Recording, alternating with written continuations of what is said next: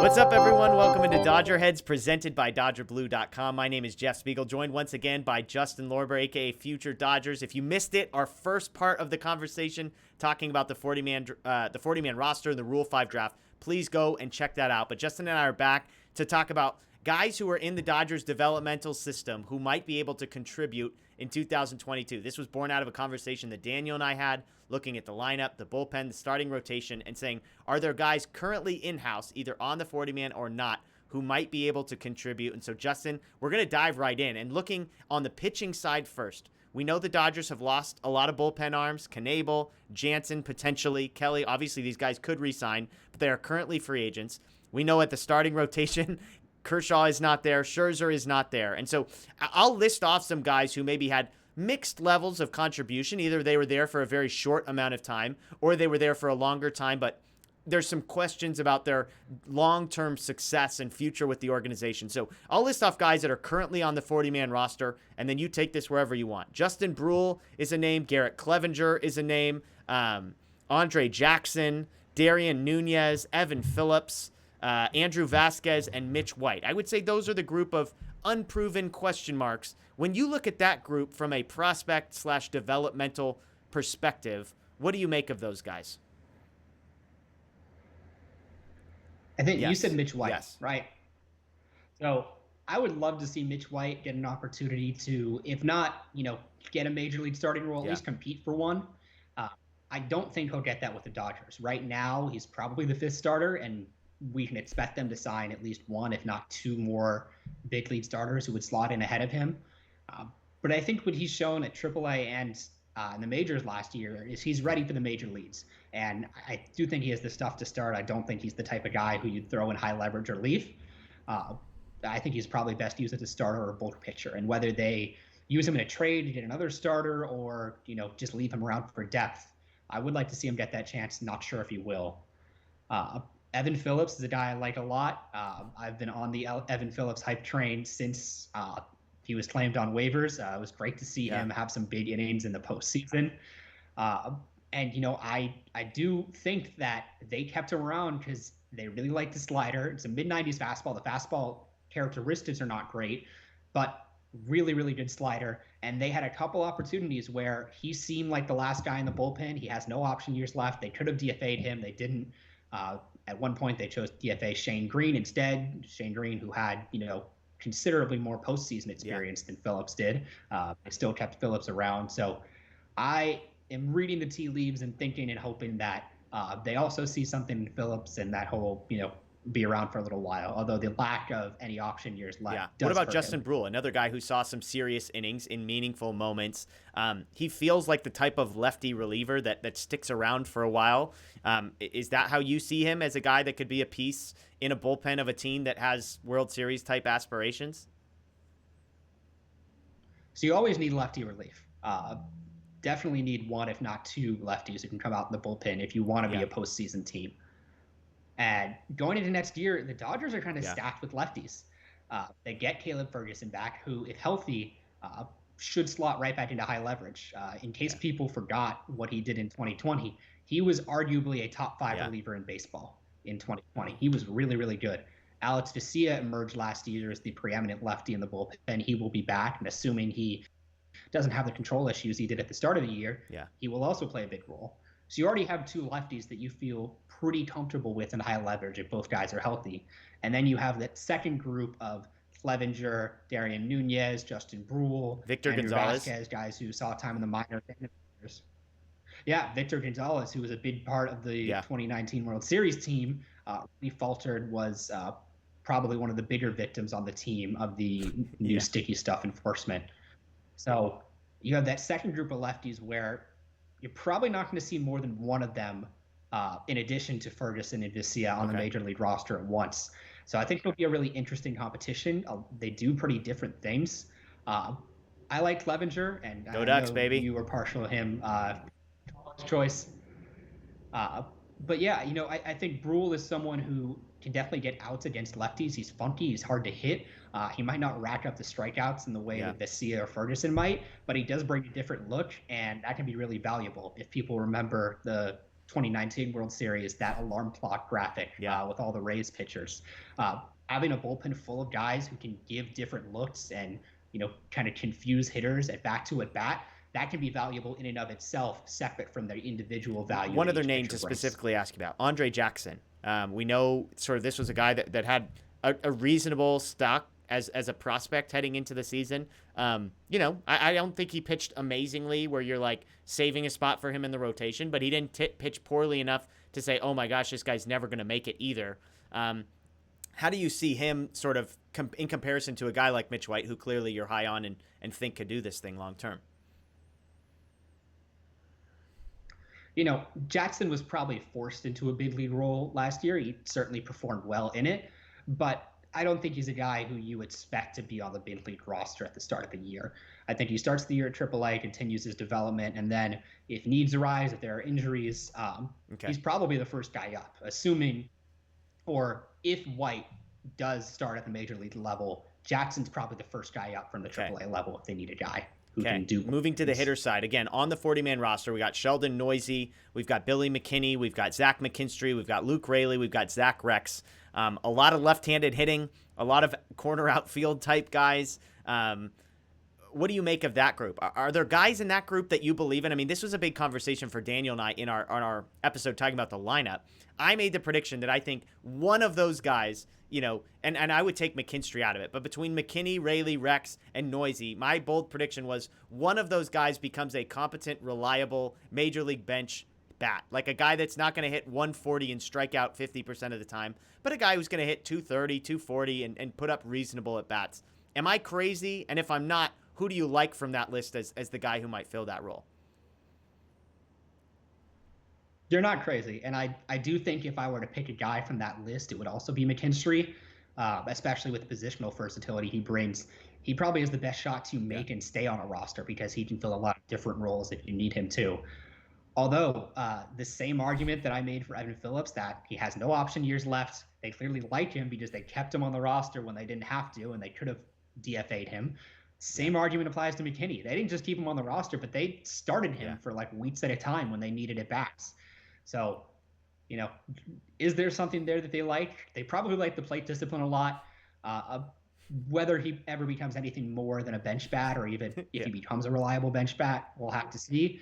But up to this point, they've kept him on the roster when they, non-tendered or not non-tendered. They outrighted Scott Alexander, Jimmy Sherfrey, and Andy Burns. Could have been any one of those guys, including McKinney, who, like I said, has no option years left. And they have declined to. So up to this point, they've kept him. Whether that remains true. Yeah. Noisy, Rex, Raley, is there a guy in that group that you feel decent about moving forward?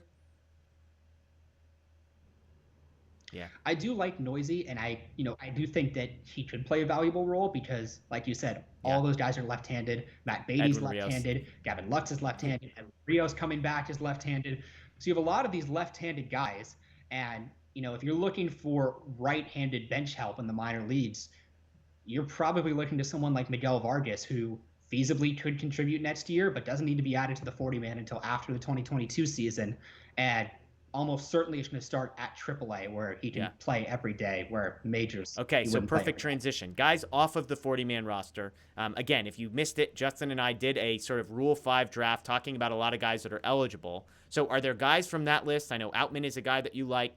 Or even guys who are not eligible, not necessarily needing to be protected right away, but are some of these guys higher up on prospect lists, the Michael Busch, the Miguel Vargas, Andy Pages. Are any of those guys players that you think might contribute? I mean, because in my thinking, the question that I'm trying to get at is the Dodgers have to put a to-do list together for this offseason. And included among that is some relief pitching depth and starting pitching depth and bench bats. Are there guys off of the 40-man roster that you could say, maybe it's not on opening day, but by the All-Star break, hey, this is a guy who could contribute with some degree of confidence, or it, because last year there was a gap there. There was kind of a gap between guys that were ready to contribute in 2021. Has that gap closed in 2022? I don't think it will, like you said, at the start of the year, but maybe by the All-Star break or the second half, we could see a guy like Miguel Vargas or Michael Busch contributing. The other side of that is they're probably not coming up if they're not getting regular at-bats. And The implementation of the universal DH would make that a little bit easier, but we don't know. We assume that. I think most people assume that's going to happen, but we don't know that with certainty. So those two guys are guys who could come up. You mentioned James Outman, Jacob Amaya, two more guys who could contribute if they are added to the 40-man, and I think Outman and Amaya are the top two candidates to be added. Although this video we're recording before, but it'll probably be released after the 40-man decision. So if those two are added, those two could certainly play a role at the major league level. And I think you might feel a little more comfortable playing those guys in a bench role than you would a Vargas or a Bush. And those guys are both really good defenders as well. So you'd feel comfortable with Outman in the outfield or Amaya in the middle of the field. On the pitching side, I'll throw the biggest names at you that everyone's going to be wondering about. Ryan Pepiot, Bobby Miller, Landon Knack. Are there any pitchers that could come up? I mean, we're talking about the Dodgers' lack of depth in starting pitching, and I know you like Mitch White, you like Andre Jackson as kind of number 6, number 7 type starters. We know the Dodgers got to starting pitcher number 9 and number 10, it felt like, this past season. Are there starting pitchers, are there relief pitchers not on the 40-man roster who you think might be able to fill a need for the Dodgers organization next season? So starting pitching, you mentioned it. Bobby Miller, Landon Knack, Ryan Pepiot, maybe even Clayton Beeter as guys who will start at the upper levels of the minors and could see major league time, whether that is in a starter or bulk role or even in a relief role. We saw them a few years ago try to shift Walker Buehler, their top prospect, into relief. Didn't really work out well. But that doesn't mean it's impossible. If you go back to, I think it's 2008, David Price was the top prospect for the Rays, maybe one of the top prospects in baseball, and he closed out the ALCS. He was their closer in, I think it was Game 7 of the ALCS or whatever game was the last game. So there have been prospects who have contributed in relief roles after starting for the majority of the year in the minors. So any of those guys could fill that role. Michael Grove is someone who could do that as well. In terms of pure relievers, a guy that I would think maybe could contribute not on the 40-man right now is Guillermo Zuniga. Big 6'5" righty, upper 90s fastball with a plus slider.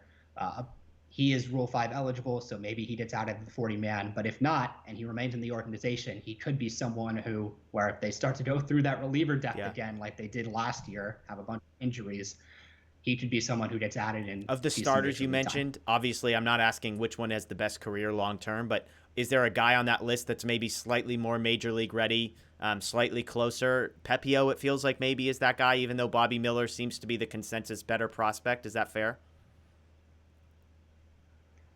Yeah, I have Bobby Miller as my number 1 prospect in the system. He has frontline starter stuff, but in terms of readiness, probably Ryan Pepiot. He didn't pitch super well at AAA after his call-up, but he'll probably return there next spring, and he'll get a second shot, and he's still very talented. So I wouldn't put it past the Dodgers to have him in a major league role at some point, whether it's in a starter or bulk role, or him just using his fastball and his really, really good changeup. I think I said last year that I thought Ryan Pepiot was one of the best 8 relievers the Dodgers had in their organization. If they wanted to just make him a relief pitcher, of course that prediction looked stupid in hindsight. But yeah, I mean you would see the changeup and you see the fastball, and you're like, look, long term it makes sense. Keep him as a starter as long as you can. It seems like that's going to work out. But he maybe more than others, it feels like as a instant relief pitcher, the stuff is there for it. So anybody else we haven't mentioned as far as 2022 contributors? Is there a crazy name that nobody's talking about that you've scoured the depths of the Dodgers farm system, and there's a guy that maybe people aren't talking about that could be a contributor next season? No, I think we pretty much hit on all the guys. And, when you look at their roster right now, they have a lot of relief depth. They probably don't need too much more there. They have starting pitching depth. They need at least one more, probably line starter. And there's a number of names on the free agent and trade market they could go get.